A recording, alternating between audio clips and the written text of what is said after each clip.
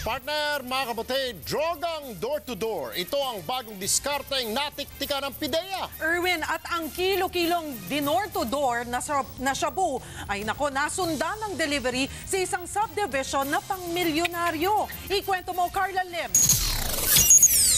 Pahirapan sa pagbubukas sa mga selyadong paketeng ito ang mga miyembro ng Philippine Drug Enforcement Agency nang mabuksan, bistado ang 8 kilong shabu na nagkakahalaga ng 40 milyong piso.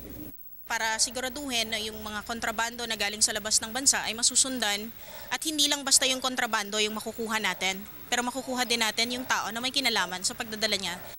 Galing pa raw China ang kontrabando at binaba sa Clark, Pampanga. Sa tulong ng PIDEA at Bureau of Customs, pinasundan ito hanggang i-deliver sa enclave sa Green Meadows sa QC kaninang alas 8 ng umaga. Timbog ang may-ari ng bahay na Filipino-Chinese na si Marvin Sia. Tumanggi siyang magsalita pero umalma ang kanyang abogado. Planted daw ang mga epektos. There is only one way to describe this: official lawlessness at its foulest form. Bakit? Natutulog yung suspect. Ginising, sabi may delivery for him. Pagbaba, binigay ng PIDEA, ito, sa'yo yan, huli ka. Hindi ito ang unang beses na may nabistong illegal na droga ang isang high-class na subdivision. Kahit wala kang watcher sa labas, hindi ka na masuspesyahan kasi nasa magandang lugar ka. Plano ng kampo ni Sia na maghain ng reklamo pero giit ng PIDEA matibay ang ebidensya nila.